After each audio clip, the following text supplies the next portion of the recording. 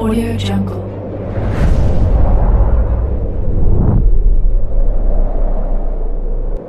Yo, balik lagi bersama Mimin di Manhwa TV.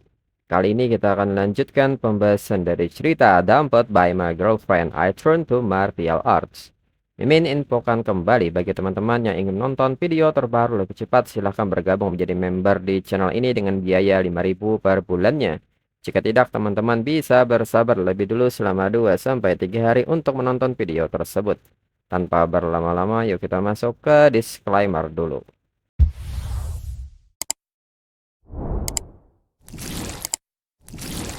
Disclaimer, silahkan abaikan hal ini jika kalian sudah mengerti. Ini peringatan mengenai konten di channel ini. Video ini berisi alur cerita komik yang mempermudah bagi teman-teman untuk mengetahui isi ceritanya dan memahami alur ceritanya.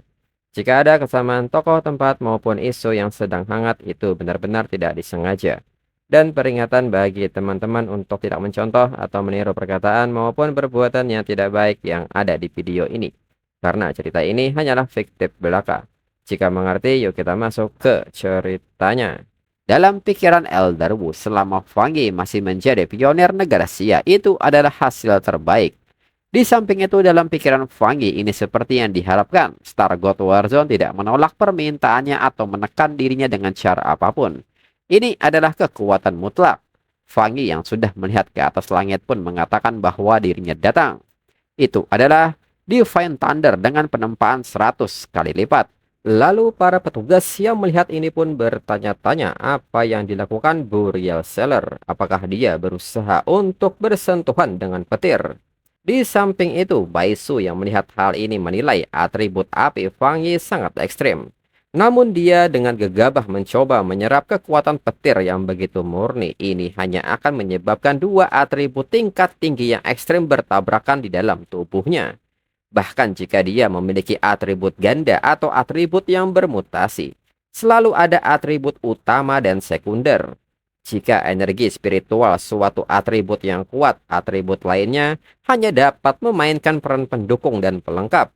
Jika tidak, benturan dua atribut ekstrim tubuh akan hancur. Baisu pun bertanya-tanya apakah Fangi tidak mengerti ini. Hingga kini sebuah petir yang begitu murni menyambar Fangi dengan telak hingga ledakan ini memicu angin yang begitu kuat. Song Yue pun bertanya kepada Elderwu dan Jialan apakah mereka tidak akan menghentikan Burial Seller. Guntur di hutan Tianhai bukan sesuatu yang dapat didekati oleh makhluk hidup. Fangi bahkan berusaha menarik Heavenly Lightning. Jialan pun mengatakan karena Fangi juga memiliki atribut petir yang ekstrim. Tiran yang dilaporkan sebelumnya sebenarnya adalah Burial Seller. Song Yue pun kaget mendengar hal ini dan bertanya apakah dirinya sudah terlalu lama bertugas di Star God Warzone. Atribut ganda tidak terlalu langka di sini, tapi tetap saja ini gila. Jialan pun mengatakan bahwa mereka bukan satu-satunya yang terkejut. Dirinya merasakan hal yang sama ketika pertama kali mengetahuinya. Mereka sering menyebut Fangi sebagai Burial Seller. Mereka lupa bahwa Fangi juga menyandang gelar Sang Tiran. Di seluruh negara Xia, Fangi adalah seorang jenius yang hanya terlihat sekali dalam sejarah. Semakin kuat dan semakin tipis, semakin banyak Fangi dapat menyerap dan memurnikan kekuatannya sendiri. Di samping itu, dalam pikiran Fangi, semakin banyak, semakin baik. Dirinya hanya khawatir kekuatan spiritualnya tidak cukup berlimpah. Hingga kini, Fangi mendapatkan Divine Thunder, 100-fold tampering across the entire body. Fangi pun menilai bahwa tulangnya, meridiannya, dan setiap bagian tubuhnya bergemuruh dengan petir. Setiap atribut yang diperoleh menjadi semakin harmonis. Hingga kini notifikasi mengatakan bahwa status penempaan dari Inner Flame Attribute, Heavenly Fire Attribute, Yang Attribute, Dark Attribute telah selesai, dan Divine Thunder 100-fold Tempering Full Body telah selesai. Tubuh dan kekuatan spiritual Fangi telah menjadi lebih terintegrasi. Cadangan spiritual Fangi jauh lebih melimpah. Fangi pun merasa pembaptisan petir terasa seperti kelahiran kembali yang lengkap. Hingga kini Fangi melepaskan energi petirnya ke sebuah gunung layaknya sebuah laser yang mengakibatkan gunung itu hancur. Fangi pun menyebut ini seperti yang diharapkan dari Tianhai Forest Heavenly Thunder. Pelatihan di sini menawarkan pengalaman yang benar-benar baru. Di sisi lain, Baisu yang melihat hal ini menilai bahwa pegunungan dan bebatuan di hutan Tianhai telah dipelihara oleh Qi Spirit selama berabad-abad. Namun, sebuah sambaran petir yang tidak terduga telah menghancurkan seluruh gunung tersebut. Dirinya bisa tahu Fang Yi bahkan tidak menggunakan 30% dari kekuatannya. Meskipun itu adalah pionir dengan atribut guntur lainnya tingkat yang sama, seseorang dengan fisik yang sama elegannya, tidak ada orang lain yang bisa menghancurkan gunung dari jauh dengan satu pukulan seperti ini. Dengan ini, apakah sudah berakhir? Baisu pun menekankan bahwa mereka akan punya kesempatan lain untuk berduel. Kemudian Elder Wu mengatakan tidak disangka seseorang yang begitu elit hanya berkunjung sekali dan tetap memberi mereka begitu banyak kejutan. Generasi muda sungguh menakutkan. Dirinya masih ingin Fang Yi tetap berada di Star God Warzone mereka. Fang Yi mengalahkan Baisu yang sudah berada di setengah langkah menuju ranah Pazra secara langsung. Dan bahkan membunuh anomali tingkat bencana yang belum terbentuk. Kekuatan dan ketabahan mentalnya tak tertandingi. Dia mendaki ke puncak negara Xia dengan kultivasinya sendiri. Bakatnya menakutkan. Jika seseorang seperti Fang Yi bisa menjadi penerusnya, dirinya tidak akan menyesal. Jialan pun mengatakan bahwa saat ini justru Star God Warzone yang membutuhkan Burial Seller, bukan sebaliknya. Elder Wu pun tertawa menanggapinya. Elder Wu mengaku bahwa dirinya merasa Jialan juga banyak berubah. Jialan pun bertanya apakah itu sungguhan. Elder Wu mengatakan bahwa senang sekali rasanya melihatnya. Dirinya bahkan jadi lebih percaya diri dengan masa depan Jialan sekarang. Atau mungkin mereka juga bisa mengundang gadis muda itu. Lalu kini setelah Fang Yi selesai, Fang Yi kembali mendekati Lin Yi yang sedang berkultivasi. Fang Yi pun menilai bahwa ini kesempatan langka. Lin Yi sebaiknya juga memberikan yang terbaik. Lalu saat melihat ke sekitar, Fang Yi kaget ternyata Elder Wu dan Jialan masih di sini. Elder Wu pun tertawa dan mengatakan bahwa dirinya punya ide baru dan dirinya tidak perlu Fang Yi menyetujui apapun. Dirinya ingin mengundang Lin Yi untuk datang berkultivasi di Star God Warzone. Fang Yi pun mengerti artinya Lin Yi dapat melanjutkan belajar dan berkultivasi di sini dalam bimbingan Star God Warzone. Dalam pikiran Fang Yi, mungkin ini tidak menarik bagi dirinya, tetapi bagi Lin Yi ini adalah peluang besar dengan manfaat yang jauh lebih besar daripada resikonya. Satu-satunya pertanyaannya adalah apa pendapat Lin Yi mengenai hal ini. Dan kali ini Lin Yi pun perlahan mulai membuka matanya, tanda kultivasinya akan segera selesai. Fang Yi pun kini mengucapkan terima kasih kepada Elder Wu dan Star God Warzone karena memperlakukan pionir baru dengan sangat tulus dan dirinya bersyukur. Sebagai wali sementara Lin Yi, dirinya merasa sulit untuk menolak undangan ini, tetapi dirinya tidak dapat membuat keputusan untuk Lin Yi. Lin Yi pun kini menanggapi ini dan mengatakan bahwa dirinya tidak akan pergi ke Star God Warzone. Fang Yi pun seketika bertanya apakah Lin Yi sudah selesai berkultivasi. Lin Yi pun mengiyakan hal itu serta mengucapkan terima kasih kepada Star God Warzone atas kebaikan dan kesempatan ini. Tapi dirinya tidak ingin pergi ke Star God Warzone. Elder Wu pun bertanya alasan mengapa Lin Yi tidak ingin. Lin Yi menjelaskan bahwa mungkin dirinya masih agak belum dewasa dan memiliki pola pikir seorang pelajar. Jika dirinya mengatakan dirinya tidak ingin membebani Fang Yi, itu akan tampak seperti dirinya mempertanyakan ketulusan Star God Warzone dan menjadikan Fang Yi sebagai alasan. Tapi dirinya juga seorang pionir, dirinya punya harga diri sendiri, dirinya ingin mendapatkan semua yang pantas dirinya dapatkan melalui kekuatannya sendiri. Mendengar hal ini, Fang Yi pun nampak kaget dan bertanya-tanya mengapa rasanya anak ini sudah dewasa. Elder Wu pun mengerti, mereka terlalu egois. Elder Wu pun kini meminta maaf kepada Lin Yi. Mereka akan terus memperhatikan progres perkembangan Lin Yi dan lanjutkan apa yang jadi keinginan Lin Yi. Lin Yi pun mengatakan bahwa dirinya pasti akan melakukannya. Kemudian kini kembali ke rumah Fang Yi. Dalam pikiran Fang Yi sekarang setelah masalah cadangan kekuatan spiritual terpecahkan, dirinya harus meninjau atribut Will Fire yang baru saja didapatkan dan memikirkan cara menggunakannya. Dan masih ada yang lebih merepotkan yaitu Dead Brain yang menjadi kendala dirinya. Lalu saat Lin Yiyi hendak masuk ke rumah, Lin Yiyi pun bertanya kepada Fang Yi mengapa ada yang jongkok di depan rumah mereka. Dan ternyata itu adalah Su Qingying. Qingying pun merasa lega, akhirnya mereka kembali. Fang Yi seketika bertanya mengapa Qingying berjongkok di depan pintu mereka, apa yang terjadi. Qingying pun mengatakan bahwa sesuatu yang besar telah terjadi di perbatasan. Kapten Kota Yue datang ke asosiasi Taisi untuk mencari bantuan darurat. Fang Yi pun bertanya soal Kapten Kota Yue ini di mana dia sekarang. Qingying mengatakan bahwa Kapten Kota Yue saat ini sedang terluka parah dan masih dirawat oleh asosiasi mereka.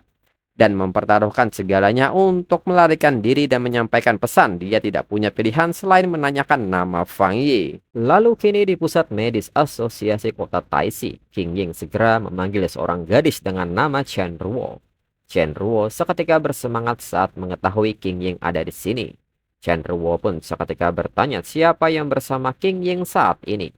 Qingying pun mengatakan bahwa dia adalah kapten kota Taisi, Fang Yi sang burial seller. Dan sebaliknya, Qingying juga mengenalkan Fang Yi kepada Kapten Kota Yue, Chen Ruo. Segera Chen Ruo memegang tangan Fang Yi dan mengenalkan dirinya lagi. Lalu mengatakan bahwa keanehan Kota Yue jelas telah melebihi nilai A. Dirinya dengar Fang Yi sudah menangani 2 bencana sebelumnya. Dengan ini dirinya meminta tolong agar Fang Yi membantu dirinya. Fang Yi pun hanya diam menatap Chen Ruo dengan tajam. Chen Ruo tersadar dan meminta maaf karena terlalu kasar. Dirinya benar-benar putus asa. Jelas konsentrasi anomali hanya rank B. Tapi begitu banyak orang menghilang. Orang-orang mereka masuk dan tidak pernah kembali. Bahkan mereka yang datang untuk membantu dari kota tetangga pun juga ikut hilang. Adiknya sangat kuat tapi dia juga ikut menghilang. Dalam pikiran Fang Yi, yang Chen Ruo maksud anomali di kota Yue menyebabkan banyak awakener menghilang tapi deteksinya hanya menunjukkan konsentrasi rank B. Meskipun kota Yue adalah kota perbatasan, masih ada awakener yang dapat diandalkan. Pasti ada sesuatu yang mencurigakan terjadi. Lalu Fang Yi pun menanggapi hal ini dan bertanya, para awakener kota Yue dan adik Chen Ruo apakah mereka hilang atau sudah mati? Chen Ruo pun kesulitan untuk menjelaskannya secara detail hingga membuat tubuhnya gemetar. Qingying pun segera meminta Chen Ruo untuk duduk dan tidak panik. Berbicaralah dengan perlahan. Chen Ruo pun mengatakan bahwa dirinya tidak tahu, dirinya tidak bisa menghubungi mereka. Tapi adiknya selalu mempunyai hubungan khusus sejak mereka lahir. Dirinya bisa merasakan bahwa dia masih hidup. Lalu di saat itu Chen Ruo ingat sesuatu dan mengatakan bahwa dirinya hampir lupa tentang hal penting. Ini persembahan dirinya kepada Fang Yi selama Fang Yi bersedia untuk datang. Dirinya benar-benar tidak punya pilihan lain. Dan Chen Ruo kini menyerahkan sebuah kotak kepada Fang Yi. Fang Yi pun bertanya-tanya dalam pikirannya apakah ini, bahkan dengan semua lapisan penyegelnya. Dirinya bisa merasakan atribut yang familiar di dalamnya. Fang Yi pun seketika bertanya apakah ini, mengapa disegel. Chen Ruo menjelaskan bahwa ini diambil dari gunung kota Yue selama perubahan besar di langit dan bumi. Terbentuk dari letusan atribut yang dan terkondensasi jadi spirit kristal. Itu mengandung sejumlah besar energi spiritual atribut yang. Itu juga barang berharga kota Yue. Awalnya mereka ingin menggunakannya untuk membangun awakener atribut yang. Tetapi tidak seorang pun mampu menyerap sedikit pun jejak kekuatannya. Sebaliknya, beberapa orang terbakar olehnya. Qingying pun bertanya soal spirit kristal ini. Kondisi dan teknik untuk memadatkan satu sangatlah sulit. Bahkan asosiasi dari Major Military Zone jarang memiliki satu bagian pun. Dan bagi seorang awakener tanpa atribut apapun, menyerap spirit kristal memberikan kesempatan untuk membangkitkan atribut dan meningkatkan bakat dan kekuatan mereka. Karena itu spirit kristal menjadi incaran semua praksi. Berharga, sangat langka dan pada dasarnya tidak ternilai harganya. Karena pada dasarnya kristal ini tidak terbentuk secara alami tetapi terkondensasi selama tumbukan energi spiritual yang padat. Fang Yi pun tanpa pikir panjang menyepakati hal ini. Dirinya akan menerimanya. Dan apakah mereka akan berangkat sekarang? Chen Ruo pun mengiyakan hal itu. Lalu saat di perjalanan, Fang Yi pun bertanya apa yang sebenarnya terjadi di kota Yue. Chen Ruo menjelaskan bahwa pada awalnya batu nisan tiba-tiba muncul di pegunungan. Penduduk desa mengaku mereka mendengar gerakan dari dalam, namun batu nisan tersebut tidak menunjukkan reaksi apapun. Saat mereka memeriksanya keesokan harinya, fluktuasi spiritual sepenuhnya normal. Mereka menyegel daerah itu, membubarkan penduduk desa dan melarang mereka mendekat. Namun malam itu juga kerangka merangkak keluar dari batu nisan dan menyeret penduduk desa yang sedang mengumpulkan rempah-rempah ke dalamnya. Dan tak berselang lama, mereka pun kini telah tiba. King Ying seketika bertanya kepada Fang Yi mengenai pendapatnya setelah melihat pemandangan ini. Fang Yi pun menyebut ini aneh, tidak ada sama sekali anomali yang terdeteksi. Chen Ruo mengatakan bahwa ini adalah kota Yue. Sejak hari itu, batu nisan terus berkembang di mana-mana tanpa pola tertentu. Dan setiap saatnya, sebuah kerangka bisa merangkak keluar lalu menyeret orang-orang untuk dikubur. Hanya dalam satu hari berikutnya, batu nisan sebanyak ini muncul lagi. Chen Ruo mengajak mereka pergi. Dirinya akan mengantar mereka untuk bertemu dengan perwakilan asosiasi dan personel militer di sini. Dalam pikiran Fang Yi, konsentrasi anomali yang sangat rendah, asosiasi dan militer pun belum pernah menghadapi hal seperti ini. Kerangka-kerangka merayap keluar dari batu nisan, namun batu-batu nisan ini tidak menunjukkan fluktuasi spiritual yang tidak biasa. Mungkinkah batu-batu nisan itu dimaksudkan untuk mengisolasi aura anomali tersebut untuk menurunkan kewaspadaan orang-orang, atau apakah mereka memiliki tujuan lain? Menculik orang, mengubur mereka, ini lebih mirip ritual. Lalu Fang Yi pun mengatakan bahwa anomali seperti manusia juga melakukan ritual pengorbanan. Tetapi ritual mereka bertujuan untuk membangkitkan anomali yang lebih besar. Ini berbeda dari spesies malapetaka kota Taisi, tetapi strukturnya mirip. Kawanan kelelawar anomalus membantai warga sipil kota Taisi untuk menyambut turunnya Raja Anomali. Chen Ruo seketika kaget dan bertanya soal bencana yang merupakan sebuah ritual ini. Di wilayah ini, terutama di desa-desa pegunungan, masyarakat tidak menyukai perubahan cepat dari dunia luar. Asosiasi mendesak para penduduk untuk pindah, tetapi penduduk menolak. Besok penduduk bahkan berencana untuk mengadakan sesuatu. Namun belum selesai Chen Ruo menjelaskan, tiba-tiba permukaan tanah di area mereka berdiri seketika bergetar. Chen Ruo mengatakan bahwa ini dimulai lagi. Lalu saat ini sebuah kerangka tiba-tiba keluar dan berniat menarik Fang Yi. Dengan cepat Fang Yi menghindari ini. Fang Yi pun menilai bahwa anomali individual tidak sekuat ini sebenarnya hanya ring B. Dan segera Fang Yi memotong tangan kerangka ini, namun tiba-tiba kerangka lain muncul dan menangkap tang blade milik Fang Yi. Fang Yi pun hanya diam memperhatikan kerangka ini hingga kerangka ini keluar. King Ying yang melihat hal ini pun bertanya apa yang terjadi. Mereka tidak takut dengan atribut milik Fang Yi. Dan kerangka-kerangka ini pun semakin banyak merangkak keluar.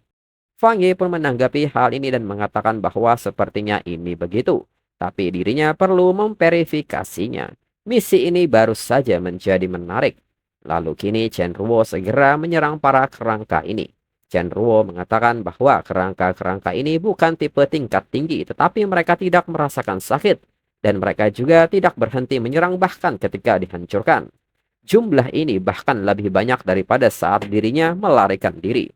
Mereka bisa membunuh selamanya dan tidak akan pernah menghabisi para kerangka-kerangka ini. Chen Ruo pun bertanya, mungkin saja Burial Seller tidak mampu mengatasi kerangka-kerangka ini. King Ying pun meminta Chen Ruo untuk tidak kehilangan harapan. Namun tiba-tiba aura api kini mulai menyebar dan menarik kerangka-kerangka ini. King Ying pun seketika bertanya apakah itu, dan nyatanya saat ini Fang Yi melepaskan Twilight Fire Domain yang kini mulai menarik semua kerangka-kerangka ini. Di saat itu sistem kompilasi mendeteksi sebuah dead attribute. Fang Yi pun bertanya soal dead attribute ini. Notifikasi lain juga mengatakan bahwa terus-menerus menyerap energi dari dead attribute, mengubahnya dan memperkuat atribut yang. Dan kini penguatan atribut yang telah selesai. Dan kini ledakan besar dari Twilight Fire Domain pun terjadi. King Ying bertanya kepada Chen Ruo apakah Chen Ruo sudah melihatnya sekarang. Inilah kekuatan sebenarnya dari Burial Seller. Chen Ruo pun menyebut ini sangat kuat. Burial Seller benar-benar sesuai dengan namanya. Kebakaran itu benar-benar membakar baik kerangka maupun batu nisannya. Dulu dirinya terlalu berpikiran sempit, kota Yue akhirnya selamat. Sekarang dirinya akan mengajak mereka bertemu dengan anggota asosiasi mereka yang lain. Lalu saat ini di balai perkumpulan sementara kota Yue. Segera kini, seseorang menyambut Chen Ruo dan yang lainnya dan memanggil Chen Ruo dengan sebutan kapten. Chen Ruo mengatakan bahwa dirinya telah membawa kembali bala bantuan. Kapten kota Taisi, Burial Seller dan anggota asosiasi kota Taisi, Su Qingying. Chen Ruo mengatakan kepada Fang Yi dan Qingying bahwa ini adalah rekan asosiasi kota Yue. Ada Chen Feng, Chen Xing, dan Chen Xi. Chen Xing pun bertanya apakah kapten kota Taisi, Burial Seller, orang yang sendirian menyelesaikan anomali kelas bencana. Chen Xing tidak menyangka ternyata Burial Seller begitu mudah. Chen Feng pun bertanya apa gunanya situasi kota Yue tidak seperti anomali lainnya. Chen Feng mengatakan hampir tidak ada orang yang tersisa. Seluruh kota Yue akan ditelan oleh batu nisan itu. Chen Ruo sudah pergi semampunya mengapa kembali, mengapa membawa orang luar untuk mati bersama mereka. Chen Xi pun mengatakan bahwa ini bukan anomali rank B. Fang Yi dan Qing Ying telah ditipu olehnya dan datang ke sini untuk dikubur bersama mereka. Chen Ruo mengatakan kepada Fang Yi bahwa mereka semua baru saja melewati banyak hal. Jadi mereka sedang kacau. Fang Yi pun mengatakan bahwa dirinya menerima permintaan seseorang, tentu saja dirinya akan menangani masalah ini. Selain itu, titik masalahnya ada di sini, dirinya akan menyelesaikannya. Chen Xi mengatakan bahwa kota Yue cukup terpencil dan penduduk desa hidup dengan cara yang sangat kuno. Setiap kali sesuatu tidak dapat diselesaikan, mereka berdoa kepada para dewa.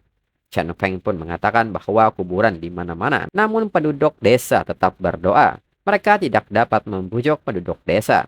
Fang Yi harus melihatnya sendiri. Fang Yi pun bertanya-tanya dalam pikirannya soal doa berskala besar ini. Desa-desa primitif, kepercayaan tradisional, serta upacara kuno. Anehnya terasa mirip dengan anomali yang muncul di sini. Lalu kini tiba-tiba sebuah bunyi ketukan drum pun terdengar. Dan orang-orang pun kini mulai berkumpul. Chen Ruo mengatakan bahwa ritualnya dimulai. Dengan banyaknya orang yang berkumpul, jika anomali batu nisan itu muncul, maka ini akan merepotkan. Fang Yi pun mengatakan bahwa dirinya benar-benar berpikir kegiatan ini mungkin berguna. Siapa yang ikut dengan dirinya? Lalu kini upacara dimulai di plaza kota Yue. Seseorang pun kini dengan tangisnya mulai berdoa kepada dewa yang di atas, serta meminta dewa untuk membuka matanya. Dan lihat orang-orang yang percaya pada dewa. Dengan ini tunjukkan belas kasih, selamatkan anak-anaknya, dirinya bersedia mengorbankan nyawa. Hingga semua orang kini bersujud dengan meneriakkan kata kasih karunia ilahi. Hingga api unggun seketika padam. Orang-orang pun seketika panik saat api suci mulai padam dan tiba-tiba terjadi guncangan di area api unggun. Dan benar saja batu nisan kembali muncul. Orang-orang pun mulai panik melihat kerangka-kerangka ini muncul lagi. Sebagian kini memilih melarikan diri dan sebagian lagi para orang tua pasrah dengan tubuh gemetar terus berdoa kepada dewanya karena yakin ini adalah ujian yang diberikan oleh dewanya. Seorang anak pun kini bertanya kepada ibunya apakah dewa benar-benar akan menolong mereka. Hingga pada akhirnya para kerangka ini mulai menarik para penduduk desa masuk ke dalam batu nisan. Si anak pun hanya bisa menangis saat melihat ibunya juga dibawa pergi. Dan kini si anak juga akan segera menyusul ibunya. Namun di saat itu Fang Yi dengan cepat membakar kerangka ini. Serta kerangka-kerangka yang lainnya. Orang-orang pun kaget melihat pemandangan ini hingga mereka menyebut ini api suci. Fang Yi seketika berdiri di atas altar api suci dan mengatakan bahwa mereka tidak perlu berdoa kepada dewa. Tidak ada dewa di dunia ini. Mereka tidak akan datang. Namun orang-orang malah menyebut Fang Yi sebagai dewa yang telah menunjukkan dirinya. Dewa telah menghilangkan bencana itu. Mereka pun kembali memohon kepada dewa agar diselamatkan karena masih banyak kerangka di sana. Fang Yi pun hanya menghela napasnya untuk hal ini. Kembali Fang Yi kini melepaskan Twilight Fire Domain. Fang Yi pun menekankan bahwa dirinya bukan dewa, dirinya adalah seorang kapten dari kota Taisi dengan kode nama Burial Seller. Lalu orang-orang dari asosiasi kota Yue bertanya apakah itu. Chen Feng pun bertanya apa sebenarnya Burial Seller ini, asal-usul seperti apa yang dia miliki, apa yang dia lakukan, kemampuan aneh apakah ini. Chen Ruo mengatakan bahwa dirinya sudah bilang dia bukan orang biasa. tapi mereka semua menolak untuk mempercayai dirinya. Dia memberantas anomali kelas bencana di kota Taixi dan kota Chang, mengalahkan asosiasi kota Chang yang berada di peringkat ketiga sendirian. Dirinya bahkan mendengar markas asosiasi pusat dan Stargot Warzone telah mendudukkannya sebagai tamu terhormat. Lalu kini saat Fangi berada di atas, notifikasi pun mengatakan bahwa Twilight Fire Domain menyerap sejumlah besar atribut yang tidak diketahui. Atribut kini ditingkatkan. Mengetahui hal ini, Fangi mengatakan bahwa izinkan dirinya menggunakan teknik Crimson Fire Blade yang disempurnakan untuk membebaskan kota Yue. Bebasan ini pun seketika menghapus sekumpulan kerangka yang menyebar. Orang-orang pun mengatakan bahwa surga belum meninggalkan kota Yue. Kerangka-kerangka itu hilang beserta batu nisannya. King Ying yang saat ini melihat alat deteksinya menyebut bahwa distrik Anling pembacaan anomali kembali normal. Distrik Baimu kembali normal. Chen Ruo mengatakan bahwa di depan terletak konsentrasi terkuat yaitu di distrik Jinming. King Ying pun kaget melihatnya dan bertanya apakah Chen Ruo tidak memperhatikan. Pilar cahaya telah meningkat, distrik Jinming mengalami fluktuasi. Konsentrasi anomali sedang berkumpul. Raja anomali lainnya telah muncul dan kini notifikasi pun memberitahu Fangi mengungkap atribut tak dikenal yang terdeteksi dan sedang menganalisa. Dan kini atribut telah terkonfirmasi dan ini adalah Death Attribute. Dan chapter berakhir.